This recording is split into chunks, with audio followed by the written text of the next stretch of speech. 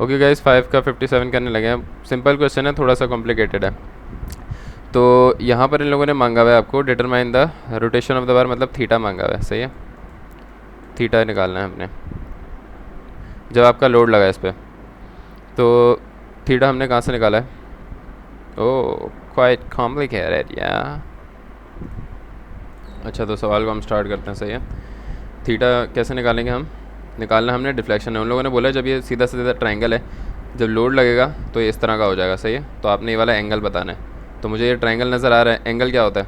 Tan theta बराबर होगा perpendicular, मतलब ये अपॉन बेस कितनी है 16। बस ये इतना सा काम करना है आपने, सही है, टेन थीटा। अब मसला ये हमने भाई ये कैलकुलेट करना है। ये थोड़ा सा कॉम्प्लिकेटेड इशू है क्योंकि दो स्ट्रिंग्स हैं। पहली बात हमारी दोनों को हमने काम में लाना होगा सॉल्व करने के लिए, और फिर सारा करना होगा। तो हम इसको शुरू से लेके चलते हैं। तो सबसे पहले आपको स्टार्ट किस तरह से करना है? स्टार्ट ऐसे करना है कि यहाँ पे हमारे पास दो ट्रायंगल बन रहे हैं, सही है। एक रॉड है। आपको हमेशा याद रखना है कभी भी जो डिफ्लेक्शन आती है ना, देखो ये तो दीवार है ना, ये तो टेढ़ी नहीं होगी। उसके बाद ये जो रॉड है, ये रॉड भी नीचे आएगी, सही है, क्योंकि ये बहुत पतली हैं। तो इस रॉड में डिफ्लेक्शन होने के बजाय पहले तो, मतलब डिफॉर्म होने के बजाय पहले ये स्ट्रेच होंगी। जब ये नीचे आ जाएगा यहाँ पर, जब यहाँ पर नीचे आएगा तो यहाँ पर ये स्ट्रेच होंगी, सही है, ये आएगा। और यहाँ पे दो दो चीज़ें एक साथ हो रही हैं, पता है क्या? एक तो ये यूं करके डिस्टेंस कवर करेंगी, जिसको हम क्या कहते हैं, जिसको हमने नाम दिया इसका डेल्टा डी वाई, मतलब वाई एक्सिस पे जो वर्टिकली जो ये, या वी कह देते हैं इसको, वर्टिकली जो डिस्टेंस कवर करेगा वो। और एक और चीज़ होगी इसमें, क्योंकि हम लोग चैप्टर इसमें जो है ना, हम अब थोड़ा आगे की बात करते हैं। पहले तो हम, जैसे चैप्टर 3 था मेरे ख्याल से, हाँ चैप्टर 3 था, तो चैप्टर 3 में हम लोग क्या करते थे, सिर्फ डिफ्लेक्शन निकाल रहे कि यार कितनी नीचे जा रही है। यहाँ तो ये निकालते थे, यहाँ हम, मतलब यहाँ तो हम निकालते थे कि कितना डिस्प्लेसमेंट हो रहा है वाई, और वर्टिकली कितना डिस्प्लेसमेंट है। और यहाँ तो हम निकालते थे कि भाई उसमें चेंज इन लेंथ कितना आ रहा है, नॉर्मल फार्मूले से स्ट्रेन के E/L से। लेकिन यहाँ पे हमने दोनों चीज़ें एक साथ आ गई हैं। अब आपने इन दोनों चीज़ों को एक साथ उसमें मद्देनज़र रखते हुए सॉल्व करने हैं ये क्वेश्चन। तो हम पहले एक ट्रायंगल को मैं सॉल्व करूँगा, फिर हम इसको साथ साथ करते हैं। तो एंगल आपने कहाँ लेना है? एंगल हमने ले लिया यहाँ पर, इससे बहुत फ़र्क पड़ेगा। ये तो हमें पता है 90 है, लेकिन आप अगर एंगल यहाँ लोगे ना, तो ये आपका बन जाएगी बेस, और ये आपका बनेगा परपेंडिकुलर। इसी तरह इसका भी अगर मैं एंगल यहाँ लेता हूँ तो इसकी भी ये बेस बन जाएगी और इसका परपेंडिकुलर बनेगा। लेकिन अगर मैं एंगल यहाँ लेता हूँ दोनों का, तो उल्टा सीन हो जाएगा, तो ये बेस बन जाएगी और ये परपेंडिकुलर बन जाएगा। और शायद आप दोनों तरीक़ों से सॉल्व कर सकते हो, एक ही आंसर आएगा। लेकिन क्योंकि एक ही पॉइंट पे लगा हुआ है तो सॉल्व करने में हमें काफ़ी ज़्यादा आसानी होगी। तो हम इन दोनों के एंगल्स यहाँ से लेंगे।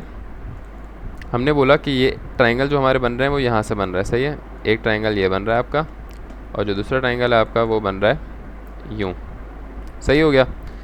तो हम यहाँ पे क्या करा सबसे पहले हमने इसको फोर्स मेंबर में ब्रेक किया। फोर्स मेंबर में कैसे ब्रेक करते हैं? स्ट्रिंग को हमेशा कैसे तोड़ोगे आप? स्ट्रिंग हमेशा 2 मेंबर में ऐसे टूटती है, यूँ करके।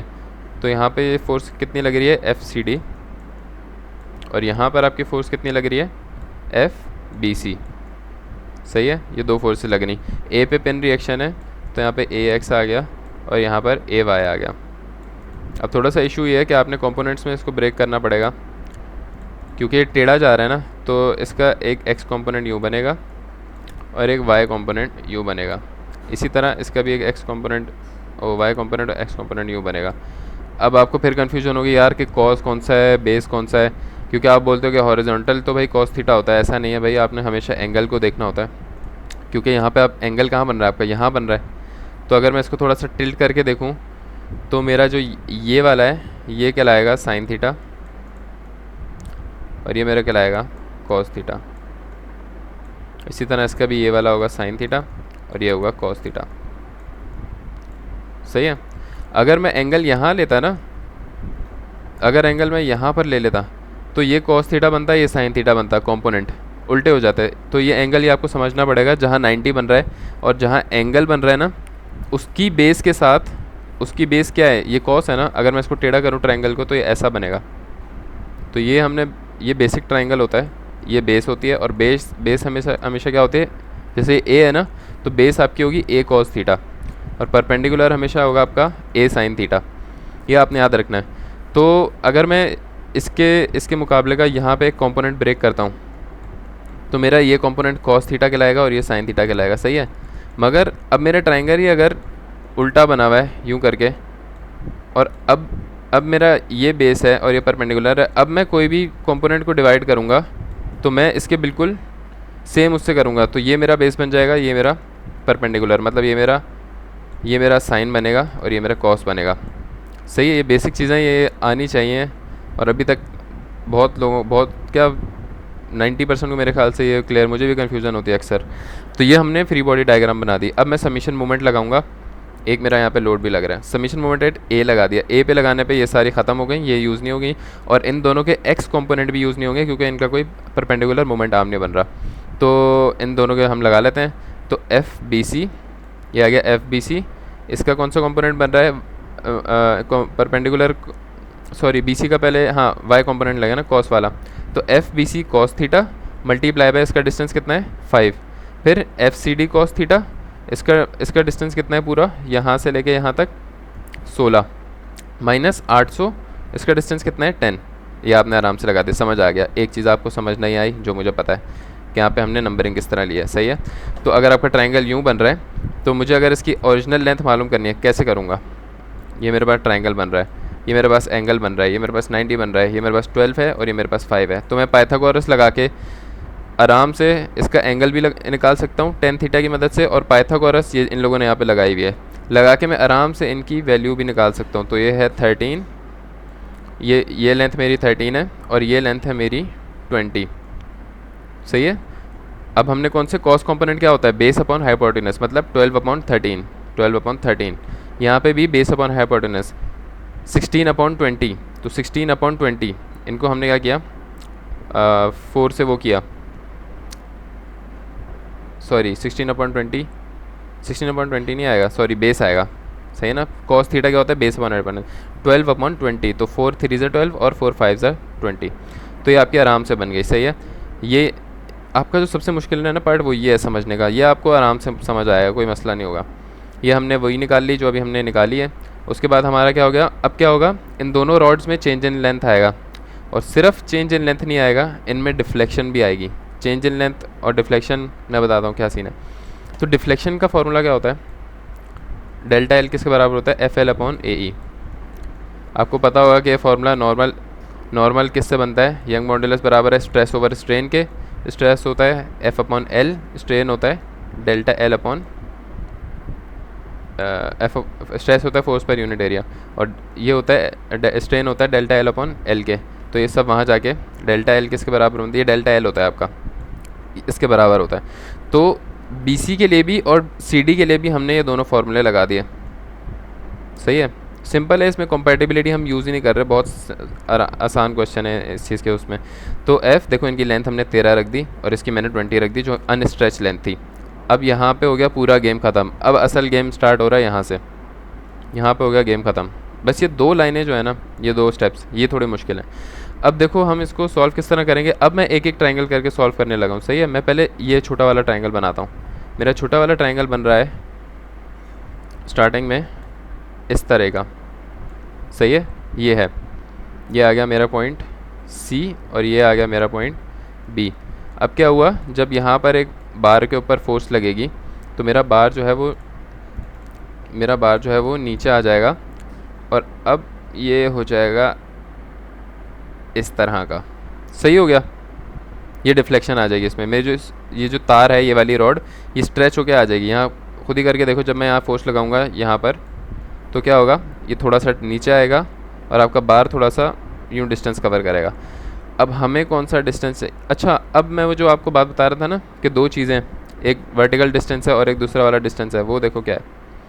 उसके ये सीन है कि एक तो हमारी तार जो है, एक जो हमारी जो तार है रॉड जो है हमारी, ये वाली रॉड कह रहा हूँ, ये भी रॉड है पता है, इनको मैं तार कह रहा हूँ, सही है, और इसको मैं रॉड बोल रहा हूँ। तो हमारी जो तार है उसमें एक इंटरनल डिफ्लेक्शन आएगी पहले, सही है, क्योंकि ये यहाँ खड़ी हुई है ना, ये तमीज़ से यहाँ खड़ी हुई है।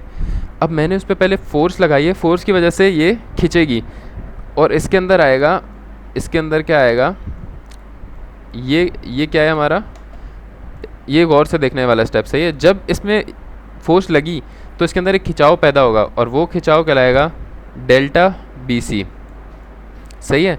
तो इसको मैंने क्या बोला, ये मेरा क्या है, ये है मेरा delta B C. Second thing करते हैं, ये तो हो गया ख़त्म। अब अगली चीज़ क्या है, अगली चीज़ ये है कि हमें मालूम करना है वर्टिकल डिस्टेंस, हमें मालूम करना है वर्टिकल डिस्टेंस ये। और इस वर्टिकल डिस्टेंस को हमने क्या नाम दिया है, इस वर्टिकल डिस्टेंस को, एक मिनट इसको मैं थोड़ा डॉटेड में मैं ट्रायंगल बनाऊंगा अपना। इस वर्टिकल डिस्टेंस को हमने क्या नाम दिया है, इस वर्टिकल डिस्टेंस को हमने नाम दे दिया sigma, sigma sigma sigma boy sigma, sigma boy, sigma boy Y, Y पे सिग्मा बॉय, सिग्मा बी, और डी के लिए हम सिग्मा डी दे देंगे। अब ये दो चीज़ें आ गई, सही है। और क्या क्या चीज़ें हम देखते हैं यहाँ पे, वर्टिकल हमारा ये आ गया, ये आ गया। और तीसरी चीज़ जो हमारी बन रही है वो हमारा है क्या चीज़, सेकंड हम लोग यहाँ पे क्या कर देंगे, यहाँ पर एक परपेंडिकुलर ड्रॉ करेंगे, ये जो इन दोनों को लाइन ज्वाइन कर दिया, तो ये हमारा एक ट्रायंगल बन जाएगा। सॉरी मैंने ट्रायंगल बनाया था डॉटेड में, तो मेरा ये क्या बन जाएगा, एक ट्रायंगल बन जाएगा। ठीक है, मैं अभी समझाता हूँ, सारा सब समझ आ जाएगा। अब ये ट्रायंगल बन गया। अब आप बोलो यार मैं 90 कहाँ पे लूँ, मैं एंगल कहाँ पे बनाऊँ, यार बड़ा मसला हो रहा है मुझे। तो भाई सीधी सी बात है, मुझे एंगल तो 90 तो साफ साफ दिख रहा है, कहाँ बनेगा, 90 डिग्री यहाँ बन रहा है डायग्राम के मुताबिक, मुझे समझ आ रहा है। क्योंकि आपने डायग्राम बहुत ज़्यादा ध्यान से बनानी है, क्योंकि ये आगे पीछे नहीं करनी, ये दोनों लेंथ जो है ना ये बराबर होंगी। वैसे तो आपका यहाँ इस पॉइंट पे बी है, इस पॉइंट पे सी है, इतना ही है, लेकिन ये जो एक्सटेंशन है ना, देखो पहला स्टेप हमारा क्या होगा, जब फोर्स लगेगी तो इतनी छोटी ये आपको नज़र नहीं आएगी, मैंने बड़ी बनाई हुई है। जब फोर्स लगेगी तो आपकी जो तार है ना, वो तार पहले खींचेगी, सही है। तो पहले खींचने के बाद वो लंबी हो गई यहाँ तक, और लंबी होने के बाद जब वो फोर्स थोड़ी देर और लगी तो उसकी वजह से जो आपकी रॉड है, उसकी वजह से जो आपकी ये वाली रॉड है ये नीचे आएगी, सही है। तो नीचे आने की वजह से यही खिंची हुई लेंथ के बाद ये यहाँ पे आई है। तो ये दोनों चीज़ें आपने बिल्कुल एग्जैक्ट बनानी है, सही है। ये बन गई, हमने वर्टिकल डिस्टेंस बना लिया, हमने वर्टिकल डिस्टेंस को नाम भी दे दिया, और एक परपेंडिकुलर हमने यहाँ पे लाइन से ड्रॉ कर दिया। अब आप एंगल, आप कंफ्यूज हो गए, यहाँ बनाऊँ मैं एंगल या यहाँ बनाऊँ। भाई देखो कैसे बन रहा है एंगल, हमारा एंगल बन रहा है बिटवीन, ये देखना गौर से, हमारा एंगल्स जो हैं वो किसके बिटवीन बन रहे हैं, हमारा एंगल बन रहा है BC और वर्टिकल वॉल, जिसको मैं दीवार कहता हूँ, वॉल और BC के दरमियान एंगल बन रहा है। तो यहाँ पर ये मेरी वर्टिकल वॉल है, मतलब मेरी जो वर्टिकल फोर्स है, वर्टिकल डिस्प्लेसमेंट है, और ये मेरी BC है, तो मेरा एंगल बनेगा यहाँ पर, सही है। ये इतना बन गया। Let me confirm this from the diagram above, कि अगर मैं कुछ गड़बड़ ना कर रहा हूँ तो ये ऐसा ही बन रहा है, सही है। इन लोगों ने भी काफ़ी सिंपल डायग्राम बनाई है, पहला ये रहा, दूसरा ये रहा, और इसको हमने जो चेंज आया उसका नाम दिया, और इसको हमने वर्टिकल चेंज का नाम दे दिया, और एंगल हमारा यहाँ बन रहा है। मैं डिटेल, आपको समझ नहीं आ रहा कोई मसला नहीं, मैं डिटेल में ज़्यादा बता रहा हूँ क्योंकि ये समझने वाली चीज़ें हैं, मैं इसलिए डिटेल में बता रहा हूँ क्योंकि आगे हम इस पर चीज़ें लगाने वाले हैं। तो ये हमारे पास बन गया एक अदद ट्रायंगल, और हमें कौन सा कंपोनेंट चाहिए, हमें चाहिए ये लंबा वाला कंपोनेंट। तो अब मैं क्या करूँगा, ये मेरा अब आप इस ट्रायंगल को मैं घुमा के देख लूँ, मैं घुमा के देख रहा हूँ इस ट्रायंगल को, ये मेरा ट्रायंगल बन रहा है, यहाँ मेरा थीटा बन रहा है, यहाँ मेरा एंगल बन रहा है, मेरा नीचे वाली जो चीज़ है वो कहलाती है सिग्मा BC, और मेरा जो हाइपोटेनस है, यह हाइपोटेनस है, सही है, ये दिख रहा है मुझे, मेरा हाइपोटेनस है वो सिग्मा BY है, और मेरा परपेंडिकुलर खाली पड़ा हुआ है। तो अगर मुझे इन दोनों के बीच में कोई रिलेशन बनाना है तो मैं लिख दूंगा cos थीटा बराबर है बेस अपॉन बेस, मेरी ये है, अपॉन हाइपोटेनस कितना है सिग्मा BY, ऐसा ही है ना। तो मैंने लिख दिया यहाँ पे, बहुत सिंपल है, cos थीटा वहाँ चला गया, cos थीटा यहाँ आ गया, और सिग्मा BY वहाँ चला गया, सिग्मा BY वहाँ चला, cos थीटा नहीं। यही हम काम D के लिए भी करेंगे, D के लिए मेरे ख्याल से मुझे समझाने की ज़रूरत नहीं है, आप लोग खुद ही कर लेना। सेम सीन होगा, D का भी यहाँ से खींचेगा, D का यहाँ पे वर्टिकल डिस्प्लेसमेंट आएगा, एंगल यहाँ बन जाएगा, और यहाँ पे परपेंडिकुलर बन के सेम वर्क D के लिए आप करोगे। तो यहाँ पर हमने सिग्मा BC हमने यहाँ पर सिग्मा BC और सिग्मा CD की वैल्यू ऊपर निकाल ली थी, वो हमने यहाँ पर डाल दी। और डालने के बाद हमारे पास ये दो चीज़ें बन जाती हैं कि आपकी सिग्मा जो वर्टिकल कंपोनेंट है वो ये है, और जो आपका दूसरा वर्टिकल कंपोनेंट है D के लिए वो ये बन रहा है। क्लियर है? काफ़ी आसान है, सही है। मैंने डिटेल में बताया, आप खुद करोगे तो आपको बहुत आसान लगेगा। तो ये मैंने यहाँ तक निकाल दिया। अब हम लोग क्या कर रहे हैं, अब मसला ये हो रहा है कि यार ये दो चीज़ें तो हमने निकाल दी, लेकिन ये कोई इक्वेशन नहीं है, ये बस दो चीज़ें हैं। इक्वेशन हमारी ये बनी हुई है। तो अभी फ़िलहाल हमारे पास, और ये भी हमने दो चीज़ें बनाई हुई हैं। अभी हमारे पास एक इक्वेशन है, दो अननोन है, तो हम एक और इक्वेशन बनाएंगे सिमिलर ट्रायंगल थ्योरम से। ये भी काफ़ी आसान चीज़ है, आप लोगों को अगर मुश्किल लग रही है तो मैं डायग्राम देखता हूँ इसकी। देखो, ये देखो, काफ़ी सिंपल है। क्या होगा, हमारे पास दो चीज़ें लग रही हैं। ये मेरी रॉड है, ये मेरी रॉड रखी हुई है, सही है। मैंने रॉड पे फोर्स लगाया, सॉरी मैंने रॉड पे, इस वीडियो को आप शायद 2x पे देख सकते हो, मैं थोड़ा स्लो बताया। अब इस रॉड पे जब मैं फोर्स लगाऊंगा, सही है, तो क्या क्या कितनी डिफ्लेक्शन आ रही है, एक ये आ रही है सिग्मा dy की, और एक सिग्मा by आ रहा है, ये सही है। तो ये दोनों एक मिलके एक ट्रायंगल बना रहे हैं यहाँ पे, और एक थीटा, ये कौन सा थीटा है, यही हमने निकालना है एंड में। Theta is the deflection. मैं वापस आपको अब अपनी डायग्राम से समझाता हूँ, मैं अपनी डायग्राम से आपको समझा रहा हूँ क्या सीन है। सीन ये है भाई कि यार इसको मैं मिटा देता हूँ, अच्छा लग रहा था कलरफुल मुझे। अब क्या हुआ, जब मैंने यहाँ पे फोर्स लगाई, अब ये आ गया आपका चैप्टर 3। आपका चैप्टर 4 वोर भाई सब ख़त्म हो चुका है, अब चैप्टर 3 के कॉन्सेप्ट लग रहे हैं इस पर। सिंपल है, जब मैं इसको नीचे करूँगा तो आपकी रॉड पहले यूँ थी, जब मैं इस पर नीचे फोर्स लगाऊंगा तो आपकी रॉड यूँ हो जाएगी, ख़त्म। ये डिस्टेंस का क्या नाम दिया था नीचे हमने, इस डिस्टेंस को वर्टिकल सिग्मा B के लिए सिग्मा by, D के लिए सिग्मा dy। तो ये डिस्टेंस क्या हो जाएगा, सिग्मा by, और ये डिस्टेंस क्या हो जाएगा, सिग्मा dy। बहुत सिंपल है, ये दोनों एक ही पॉइंट पे बन रहे हैं, दोनों का सेम बेस है और दोनों का एंगल सेम है। तो जब ऐसी कंडीशन आती है, so we use similar triangle theorem. Similar triangle theorem, similar triangle theorem ये कहती है कि यार जब ये सीन है ना, तो इन दोनों का टेन थीटा बराबर होना चाहिए, टेन थीटा बराबर होना चाहिए टेन थीटा के। अब टेन थीटा किसके बराबर है, परपेंडिकुलर अपॉन बेस के, is equal to perpendicular upon base.